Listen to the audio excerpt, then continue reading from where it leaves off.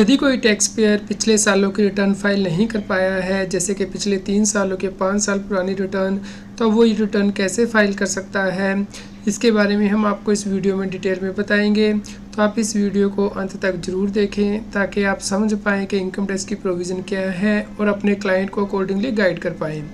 CA Satbir Singh YouTube channel पर आपका स्वागत है। इनकम टैक्स की कंप्लायंस करना दिन ब दिन मुश्किल होता जा रहा है क्योंकि इनकम टैक्स बदल रहा है, टेक्नोलॉजी भी बदल रही है। इसलिए रेगुलर अपडेट के लिए आप हमारे यूट्यूब चैनल को सब्सक्राइब कर लें। आप हमें व्हाट्सएप चैनल और Telegram channel CA Satbir Singh टैक्सील पर भी सब्सक्राइब कर लें। लिंक वीडियो के डिस्क्रिप्शन में भी दिया गया है, कमेंट में पिन किया गया है, ताकि आपको इनकम टैक्स के रेगुलर अपडेट आपके मोबाइल पर ही मिलते रहें।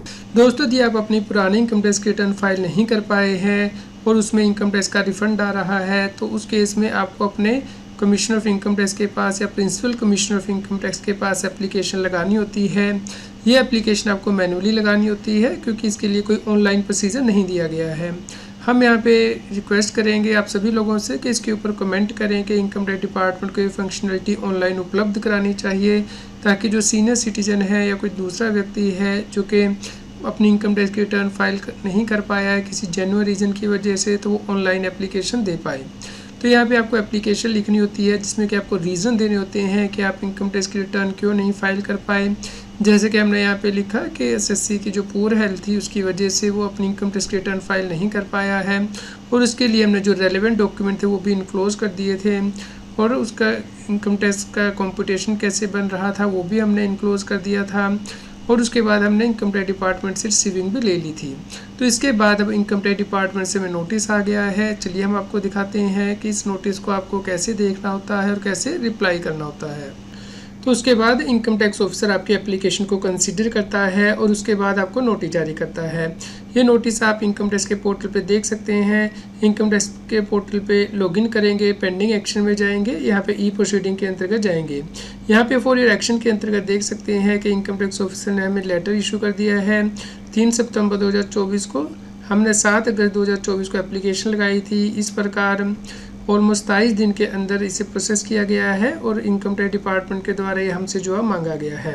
तो यहाँ पे व्यू नोटिस एंड ऑर्डर में जाके आपको नोटिस एंड ऑर्डर डाउनलोड करना है और देखना है कि इसमें क्या कहा गया है। तो यहाँ पे नोटिस एंड लेटर के अंतर्गत जाके आप इस नोटिस को डाउनलोड कर लेंगे और अब इसका जवाब देना है तो यहाँ पे सबमिट रिस्पॉन्स करेंगे। यदि आपको एडिशनल टाइम चाहिए तो यहाँ पे आप सीक एंड व्यू एडजर्नमेंट भी ले सकते हैं इनकम टैक्स डिपार्टमेंट से।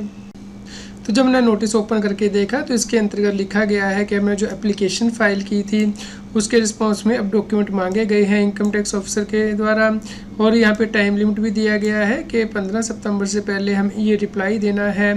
यानी कि 3 सितंबर को लेटर इशू गया है, 15 सितंबर तक ये जो हमें रिप्लाई है वो देना है। तो यहाँ पे हमसे मांगा गया है कि कंप्लीट रीज़न हमें देने हैं कि हम इनकम टैक्स रिटर्न क्यों नहीं फाइल कर पाए असेसमेंट ईयर 23-24 की। तो जो हमने पुअर हेल्थ बताई है SSC की, उसके लिए हमें डॉक्यूमेंट देने हैं। इसके अलावा हमें इनकम टैक्स की कंप्यूटेशन भी लगानी है असेसमेंट ईयर 23-24 के लिए डॉक्यूमेंट एविडेंस के साथ हम। तो ये डॉक्यूमेंट हमने ऑलरेडी लगा दिए थे जब हमने कॉन्डोनेशन की एप्लीकेशन फाइल की थी, लेकिन फिर से दोबारा से डॉक्यूमेंट मांगे जा रहे हैं। तो डॉक्यूमेंट अब हमें ऑनलाइन अपलोड कर देने हैं इनकम टैक्स की वेबसाइट पे जाके, और उसके बाद जो इनकम टैक्स ऑफिसर है यानी कि प्रिंसिपल CIT है वो डिसीजन लेगा इस एप्लीकेशन के ऊपर कि क्या ये डिले जो है वो कंडोन कर दी जाए। यदि डिले कंडोन कर दी जाएगी, माफ़ कर दी जाएगी, तो उस केस में आप इनकम टैक्स की रिटर्न फाइल कर पाएंगे इनकम टैक्स के पोर्टल पे। तो यदि डिले कंडोन कर दी जाती है उसके बाद income tax officer order pass करता है जो कि आपको अवेलेबल होगा। जब वो ऑर्डर पास कर दिया जाएगा उसके बाद आप ऑनलाइन रिटर्न फाइल कर पाएंगे। इसके लिए आपको इनकम टैक्स के पोर्टल पे जाना, ई फाइल में, इनकम टैक्स रिटर्न में, यहाँ पे फाइल इनकम टैक्स रिटर्न में। तो यहाँ पे आप असेसमेंट ईयर चूज़ करेंगे जिसके लिए कि आप रिटर्न फाइल करना चाहते हैं, और यहाँ पे फाइलिंग टाइप में सिलेक्ट करेंगे सेक्शन 1192 क्लोज B, यानी कि आफ्टर कॉन्डोनेशन ऑफ डिले आप ये रिटर्न फाइल कर रहे हैं। तो आपको इस प्रकार का मैसेज दिखाई देगा कि ये रिटर्न फाइल करने से पहले आप ये इंश्योर कर लीजिए कि आपकी जो कॉन्डोनेशन रिक्वेस्ट है वो अप्रूव कर दी गई हो, क्योंकि इसके बाद CPC बेंगलोर के द्वारा ये जो आपकी ITR है वो आपके जुरिडिक्शन असेसिंग ऑफिसर को भेजी जाती है। उसे कंफर्म करवाया जाता है कि आपके लिए जो ऑर्डर है सेक्शन 1192 सब क्लोज B का वो पास कर दिया गया है। उसके बाद ही आप यहाँ से रिटर्न की एक्नॉलेजमेंट या जो प्रोसेसिंग वो डाउनलोड कर पाते हैं।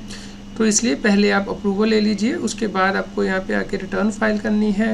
तो आप यहाँ पे देख सकते हैं कि हमने एक एसएससी के केस में ये एप्लीकेशन लगाई थी कि उसकी डिले हो गई है असेसमेंट ईयर 2021 के लिए आईटीआर को फाइल करने में उसे कंडोन कर दिया जाए। तो ये जो अप्रूवल है वो दे दी गई है principal commissioner of income tax के द्वारा।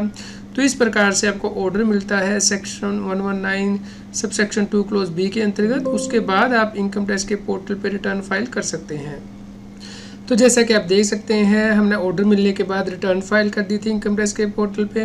18 अगस्त 2024 को रिटर्न फाइल की गई थी और अभी तक की रिटर्न प्रोसेस नहीं की गई है। तो रिटर्न प्रोसेस करने के लिए इनकम टैक्स डिपार्टमेंट के पास टाइम लिमिट होता है कि जिस फाइनेंशियल ईयर में आपने फाइल की है उसके ख़त्म होने के बाद 9 महीने के अंदर उसे प्रोसेस किया जाता है। तो ये फाइनेंशियल ईयर 24-25 में फ़ाइल की गई है। तो 31 दिसंबर 2025 लास्ट डेट है इनकम टैक्स डिपार्टमेंट के पास इस रिटर्न को प्रोसेस करने के लिए। अब इसके लिए इनकम टैक्स एक्ट में भी अमेंडमेंट कर दी गई है कि यदि कोई व्यक्ति कॉन्डोनेशन की एप्लीकेशन लगा देता है और उसके बाद उसकी एप्लीकेशन अप्रूव हो जाती है section 119 sub section 2 close B के अंतर्गत, तो उसके बाद वो रिटर्न फाइल कर सकता है। इसके लिए इनकम टैक्स एक्ट में section 139 sub section 9A insert किया गया है और ये माना जाएगा कि आपने जो रिटर्न फाइल की है वो सेक्शन 139 के अंतर्गत ही फाइल की है। तो उसके लिए जो प्रोसेसिंग के लिए टाइम लिमिट है जो इनकम टैक्स रिटर्न के लिए वही यहाँ पे लागू हो जाएगा। तो इस प्रकार यदि आप अपनी इनकम टैक्स की रिटर्न फाइल नहीं कर पाए हैं पुराने सालों की और उनमें इनकम टैक्स का रिफ़ंड है तो उस केस में आप कॉन्डोनेशन की एप्लीकेशन लगा सकते हैं, जिसके लिए कि आपको रीज़न देने होंगे कि आप इनकम टैक्स की रिटर्न क्यों नहीं फाइल कर पाए हैं। और यदि आपकी एप्लीकेशन अप्रूव हो जाती है, ऑर्डर पास कर दिया जाता है, तो उसके बाद आप इनकम टैक्स की रिटर्न फाइल कर पाएंगे इनकम टैक्स के पोर्टल पे। तो आप एप्लीकेशन किस व्यक्ति के पास लगा सकते हैं, इसके लिए आपका क्लेम देखा जाता है कि आप कितना क्लेम कर रहे हैं इनकम टैक्स रिफंड का अपनी रिटर्न में। जैसे कि यदि आपका क्लेम 50 लाख रुपए तक है तो उस केस में principal commissioner of income tax या कमिश्नर ऑफ इनकम टैक्स के पास आप एप्लीकेशन लगाएंगे।